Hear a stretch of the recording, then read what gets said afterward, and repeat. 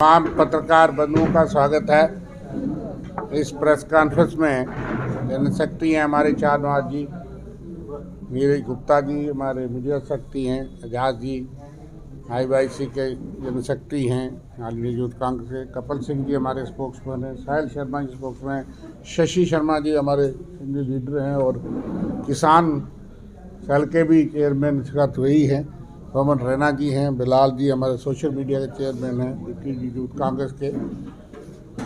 मामला ये है कि पहला अहम मुद्दा किसानों का ही है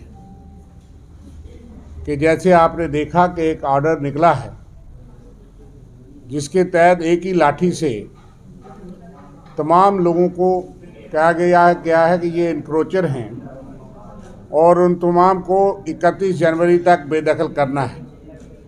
हमारी चिंता गरीब किसान के लिए है, लैंडलेस और स्मॉल मार्जिनल फार्मर्स के लिए है, जो लोग पिछले कई दशकों से वो ज़मीन को जोत रहे हैं, जो दशकों से 70 साल से 50 साल से उससे भी ज़्यादा जो है वो ज़मीनों पे बैठे हैं। और उसमें बहुत सी कैटेगरी वो है जो कि थोड़ी थोड़ी ज़मीन पे हैं। उसमें वो भी लोग हैं जो काश्तकार थे जिनके पास कोई अपनी मालकाना ज़मीन नहीं है। उसमें वो भी कैटेगरी है जिनके पास अपनी बिल्कुल थोड़ी ज़मीन थी, बाप दादा की, आगे कहीं उसके हिस्से हो गए और उनकी रोजी रोटी का साधन वही है। उसमें वो भी लोग हैं जो कि स्मॉल और मार्जिनल फार्मर्स हैं, जिनके लिए हमेशा महाराजा टाइम से भी और 47 के बाद मुख्तलिफ कानून बने।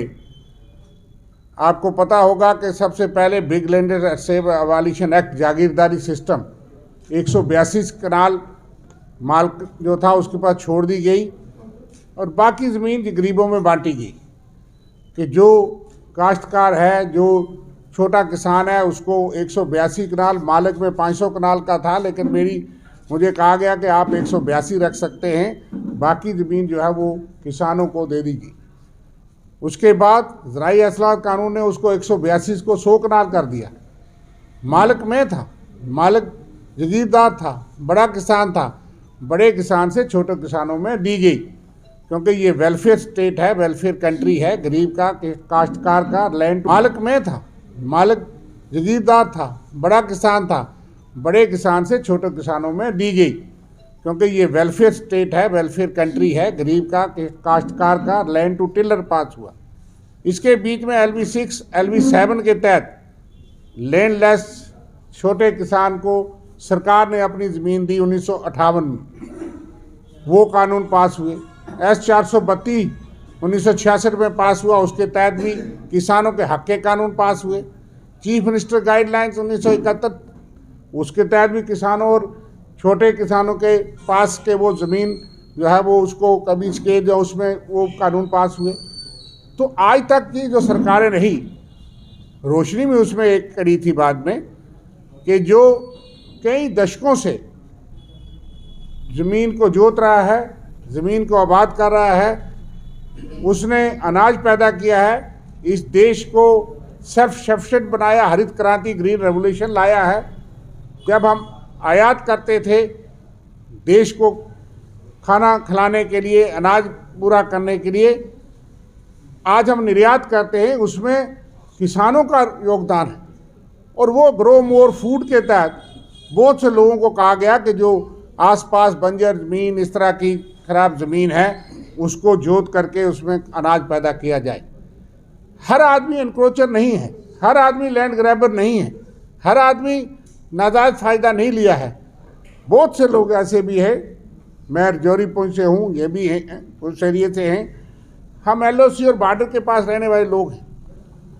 बहुत सी ज़मीनें LOC और बॉर्डर के पास से लोग, पाकिस्तान 47 में जब हमला हुआ तो सुंदरबनी तक, बामला तक जो है वो घरेले और ये लोग सारे पाकिस्तान के आ गए थे।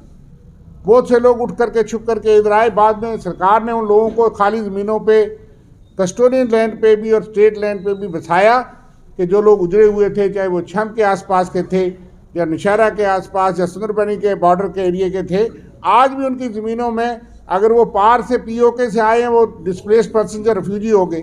जो इस तरफ एलओसी के हैं कुछ किलोमीटर, उस पर आर्मी और बीएसएफ बैठी है, वो भी डिस्प्लेस्ड हैं। वो लोग इन एरिया में बैठे, आज वो भी उसी डंडे के तहत उनको रातों रात बेदखल और उनको कहा जाएगा, उनकी गिरदावरी और रिकॉर्ड में काट दिया गया। जो लोग थे भी, कई लोग 1926 के भी मुझे मिले जिनके पास गिरदावरी थी, जिनके पास पोजेशन था, और आज वो भी इंक्रोचर और लैंड ग्रैबर हो गए। इसलिए बहुत सी कुछ लोग सुप्रीम कोर्ट में भी गए और वहाँ आपने कहा कि हम कोई कोर्सिव एक्शन नहीं लेंगे, और अब ग्राउंड पे कुछ और डायरेक्शंस हैं, और जिससे आम लोग जो है वो परेशान हैं। हमें उन लोगों के साथ सहानुभूति और उन लोगों के साथ खड़े हैं जो छोटा किसान है, जो लैंडलेस है। मेरे पास गांव में हमें मालूम है कई लोग ऐसे हैं जिनका मकान भी सरकारी ज़मीन पे है, वो सालों साल 50 साल से बैठे हैं, उनके बाप दादा के पास ज़मीन नहीं थी लेकिन आज तक वो बैठे हैं। आपने पहले जो इंदिरा आवास योजना का नाम बदल के पीएम आवास योजना मकान देना था सरकारी, उसके लिए कहा कि मालिक होना चाहिए। आप गरीब और लैंडलेस को मकान नहीं देना चाहते, उसके लिए शर्त ये रख रही कि आप पहले मालिक होने चाहिए। फिर जो प्राइम मिनिस्टर निधि, जो किसान निधि योजना है, उसके लिए भी अंतकाल मालिक होना चाहिए। कोई किसान जोत रहा है, किसान को देनी है, गरीब किसान को तो निकाल दिया गया दोनों स्कीमों से, लेकिन आज आप बेदखल कर रहे हैं। इसलिए हमारी चिंता ये है कि जो लोग एनक्रोचर या बड़े लैंड ग्रैबर या उस तरह का माफिया है, उसके साथ हमारा कोई लेना देना नहीं। वो अलग जुमला है, उसमें आप देखिए, जिसने किसी कानून का दुरुपयोग करके, किसी भी कानून का, रोशनी का या किसी का कोई दुरुपयोग करके फ़ायदा लिया है, वो अलग जुर्म है।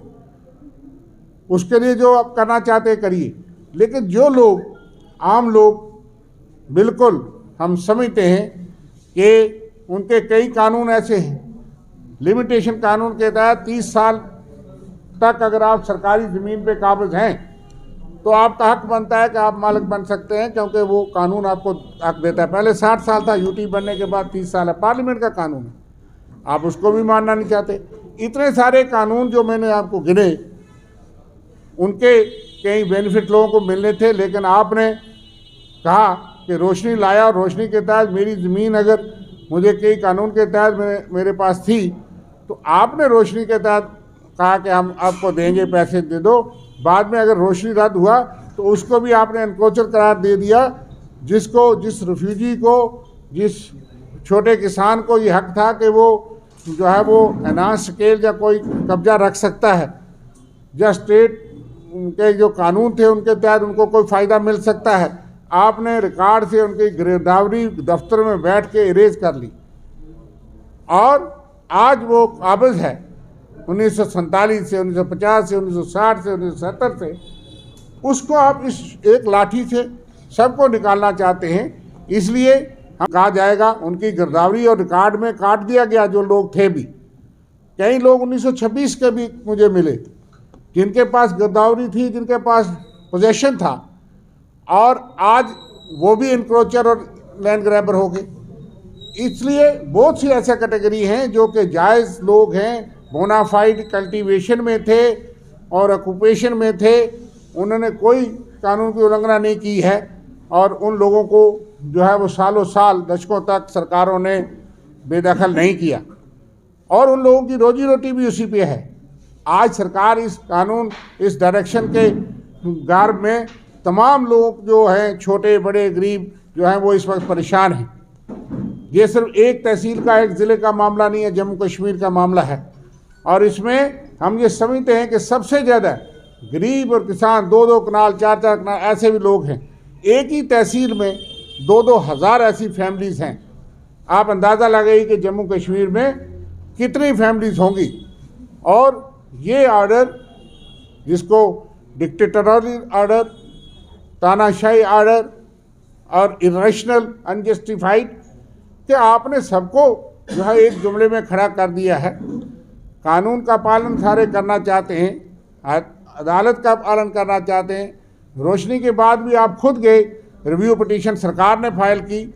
पहले रोशनी कानून को जिस वक्त चैलेंज हुआ तो सरकार का स्टैंड क्या था उस कानून के। और उसके बाद आपने खुद रिव्यू किया कि हम छोटे लोगों के लिए कोई पॉलिसी बनाना हम सरकार से ये मांग करना चाहते हैं, ये बहुत गलत डायरेक्शन है और आप इस तरह के एक लाठी से सबको ट्रीट नहीं कर सकते। और हम उन लोगों के साथ खड़े हैं, लैंडलेस, स्मॉल, मार्जिनल, छोटे किसान और जो हकदार हैं, जिनको किसी भी कानून की रूच है, केस टू केस एग्जामिनेशन हो करके आप कोई करते, वो अलग बात थी। इसलिए इस डायरेक्शन को इमीडिएटली रिवोक किया जाए, इसको विदहल्ड किया जाए और कानून की रूह से देखा जाए और अदालत में जो आपने रिव्यू फाइल किए हैं उन पे भी सुनवाई हो। और जिस तरह से सुप्रीम कोर्ट ने कहा है कि पहले हाई कोर्ट उसमें सुनवाई करेगी, तो उन तमाम चीज़ों का यहाँ भी कुछ ऐसे मामला आते हैं कि आपने 40 साल तक लीज दी और उसके बाद लोगों ने कमर्शियल और बड़ी बड़ी एस्टेब्लिशमेंट्स खड़ी की हैं, आज उनके भी कहा जाता है कि वो हम एक्सटेंड नहीं करेंगे। मकसद क्या है, हम ये जानना चाहते हैं। और बड़ी बात है कि बहुत सी चीज़ों में आपने रोशनी के तहत पैसे ले लिए, वो एक अलग जुमला है अदालत में। लेकिन ये जो डायरेक्शन है, ख़ास करके रूरल एरियाज़ में किसानों के साथ, आम आदमी के साथ जो होने वाला है अगले 10-15 दिन में, एक बहुत बड़ी लॉ एंड ऑर्डर प्रॉब्लम खड़ी होगी। हज़ारों लोग जो हैं जम्मू कश्मीर में ऐसे हैं जो लोग सड़कों पे उतरेंगे। हर जगह ये प्रॉब्लम खड़ी होगी और उसके लिए सरकार और भाजपा जिम्मेवार होगी।